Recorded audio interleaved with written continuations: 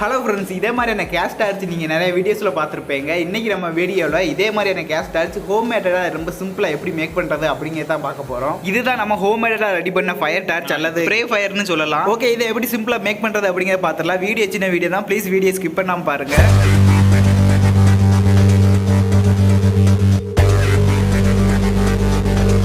இதை பண்ணுறதுக்கு நம்ம ஃபஸ்ட்டு ஒரு ஜூஸ் பாட்டில் வேணும். நான் 1/2 லிட்டரில் ஜூஸ் பாட்டில் ஒன்று எடுத்துருக்கேன். மேங்கோ ஜூஸ் பாட்டில் எடுக்கக்கூடாது, அது ப்ரெஷர் தாங்காது. இந்த மாதிரி ஜூஸ் பாட்டில் ஒன்று எடுத்துக்கணும். நெக்ஸ்ட் ரூம் ஸ்ப்ரே பாட்டில் ஒன்று எடுத்துக்கிட்டேன். இது ரூம் ஸ்ப்ரே அல்லது பாடி ஸ்ப்ரே எதனால எடுத்துக்கலாம். இதில் நமக்கு அந்த பாட்டில் தேவையில்லை, அதனால் அந்த சைஸ் தேவையில்லை. இதில் உள்ளே இருக்கிற அந்த வால்வு மட்டும்தான் நமக்கு தேவை. இந்த வால்வு மட்டும்தான் கட் பண்ணி எடுத்துக்கிற போகிறோம். பாட்டில் நமக்கு தேவையில்லை. இந்த வால்வை கட் பண்ணுறது பார்த்தீங்கன்னா இந்த மாதிரி ஒரு சின்ன டூலை யூஸ் பண்ணிவிட்டு இந்த ஒலியை யூஸ் பண்ணி தான் அந்த சைடில் எப்படி ஃபுல்லாகவே தட்டி எடுத்துக்கிட்டோம்னா நமக்கு இந்த வால்வு மட்டும் தனியாக கிடச்சிரும். இப்போ இந்த வால்வு மட்டும் தனியாக கட் பண்ணி எடுத்தாச்சு. இந்த பாட்டில் பார்த்தீங்கன்னா டியூப் லென்த்தாக இருக்கும். நீங்கள் சின்னதை எடுத்தால் அதில் அதுக்கு லென்த்தாக ஒரு டியூப் இதாக போட்டுக்கணும். நெக்ஸ்ட் இந்த மாதிரி சைடில் பிசுறு எதுவும் இருந்தால் அந்த மாதிரி கட் பண்ணி விட்டுக்கலாம்.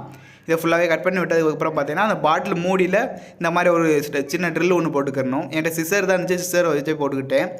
இந்த ட்ரில் எதுக்காகனா இந்த வால்வு இதுக்குள்ளே இந்த மாதிரி டைட்டாக இன்சர்ட் பண்ணுறதுக்காக தான் அந்த ட்ரில்லை போட்டிருக்கோம்.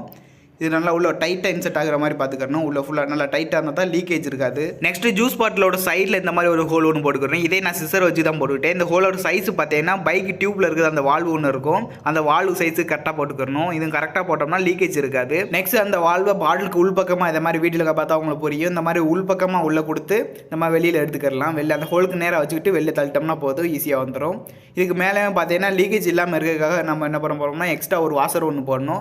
அந்த பைக் டியூப்லேயே ஒரு சின்ன வாசர் மாதிரி இந்த மாதிரி கட் பண்ணிக்கிட்டு அதுக்கு மேலே போட்டுக்கலாம். அப்புறம் நமக்கு லீக்கேஜ் எந்த ஒரு லீக்கேஜுமே இருக்காது. இந்த ரப்பர் வாசர் போட்டதுக்கப்புறம் மேலே ஒரு மெட்டல் வாசர் போடுறனாலும் போட்டுக்கலாம். மேலே மெட்டல் வாசர் போட்டோம்னா இன்னும் கொஞ்சம் நல்லாயிருக்கும். இதை போட்டு முடிச்சதுக்கப்புறம் பார்த்தீங்கன்னா அதில் நட்டு ஒன்று இருக்கும். அந்த நட்டு ஃபுல்லாக உள்ள போட்டு நல்லா டைட் வச்சுக்கலாம். டைட் நல்லா வச்சிடணும். ஏன்னா அதில் லீக்கேஜ் கொஞ்சம் கூட இருக்கக்கூடாது, அதனால் நல்லா டைட் வச்சிடணும். நெக்ஸ்ட் பார்த்தீங்கன்னா இந்த வால்வு ஃபெவிக்விக் அப்புறமா பவுட்ரு போட்டு நல்லா ஒட்டியிருக்கேன். இது எப்படி ஒட்டுறது அப்படின்னு நம்ம ஆல்ரெடி தனியாக ஒரு வீடியோ போட்டிருக்கோம். பிளாஸ்டிக் வெல்டிங் அப்படின்னு போட்டிருக்கோம். நீங்கள் பார்க்கல அப்படின்னா மேலே ஐகாலில் கொடுக்குறேன், செக் பண்ணி பாருங்கள். இதில் முக்கியமான பார்த்தீங்கன்னா இந்த வால்வு ரெண்டே நல்லா ஃபிட் பண்ணிக்கிறோம், லீக்கேஜ் எல்லாம் பார்த்துக்கணும். நெக்ஸ்ட் பார்த்தீங்கன்னா இதில் ஃபியூலுக்காக நான் கெராசின் யூஸ் பண்ணியிருக்கேன். மண்ணெண்ணெய் கிருஷ்ணா இல்லை அப்படின்னு சொல்லுவாங்க, அதை தான் யூஸ் பண்ணியிருக்கேன். இதில் தப்பித்தவரி கூட பெட்ரோல் யூஸ் பண்ணிடக்கூடாது, டீசலை கூட யூஸ் பண்ணிக்கலாம். பெட்ரோல் யூஸ் பண்ணிடக்கூடாது, அது ஹைலி ஃப்ளேமபிள். இதில் நாசிலுக்காக நான் அந்த ரூம் ஸ்ப்ரே உள்ளதை தான் எடுத்தேன். ஆனால் இதில் உள்ள நாசில் சரியில்லை, அதனால் நான் இதை எடுத்துட்டு இந்த சானிடைசர் டாப்பால் ஒன்று இருந்துச்சு, அந்த நாசில் எடுத்து போட்டுக்கிட்டேன். ஏன்னா இதில் இருக்க ஃபியூல் நல்லா ஸ்ப்ரே ஆகணும், சின்ன சின்ன துகளாக நல்லா ஸ்ப்ரே ஆகணும், அப்படின்னா தான் நல்லா ஃபயர் ஆகும். இதை யூஸ் பண்ணும்போது ஹீட் அதிகமாக இருக்கும், அதனால் இந்த மாதிரி க்ளவுஸ் ஏதாவது போட்டுக்கலாம். என்கிட்ட லெதர் க்ளவுஸ் இல்லை, காட்டன் தான் இருந்துச்சு. காட்டன் ஃபயர் ஆயிரும் அப்படிங்கிறதுக்காக இதை தண்ணியில் முக்கி ஈரமாக வச்சுக்கிட்டேன். Okay, next bike tube valve இருக்குல்ல, அது வழியே நம்ம ப்ரெஷர் ஏற உள்ள ஃபுல் பண்ணிக்கலாம். இதில் ஃபுல் பண்ணும்போது பார்த்தீங்கன்னா ஒரு மீடியமாக வச்சுக்கணும், ரொம்ப அதிகமாக வச்சிடக்கூடாது, மீடியமாக வச்சுக்கணும். ஓகே, இப்போ நம்ம டெஸ்ட் பண்ணி பார்த்துடலாம்.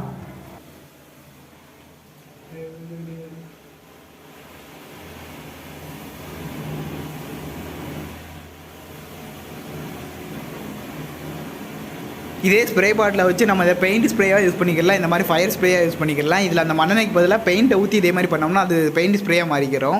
இதில் நம்ம இதோட ஃப்ளேம் லெவலை கண்ட்ரோல் பண்ணிக்கலாம். அதாவது ப்ரெஷர் உள்ள ஏர் ப்ரெஷர் எவ்வளோ இருக்கோ அந்தளவுக்கு ஸ்பீடாக வரும். இதில் இப்போ பார்த்தீங்கன்னா அதிகமான ப்ரெஷர் வச்சுக்கேன். 2 டாய் வைக்கும்போது ப்ரெஷர் கொஞ்சம் அதிகமாக வச்சு பாருங்கள் எவ்வளோ ஸ்பீடாக எரியுதுன்னு. இதே மாதிரி நம்ம ஏர் ப்ரெஷர் எவ்வளோக்கு எவ்வளோ ஏற்றுறோம் இறக்குறோம் அப்படிங்கிற பொறுத்து இல்லை நமக்கு தீ எந்த அளவுக்கு அதிகமாக எரியுது குறைய எரியுது அதை கண்ட்ரோல் பண்ணிக்கலாம். ஓகே ஃப்ரெண்ட்ஸ், இன்றைக்கி வீடியோ அவ்வளோதான். இன்றைக்கி வீடியோ நல்லா இருக்குன்னு நினைக்கிறேன். இதே மாதிரி அடுத்த ஒரு சூப்பரான வீடியோவில் மறுபடியும் சந்திப்போம்.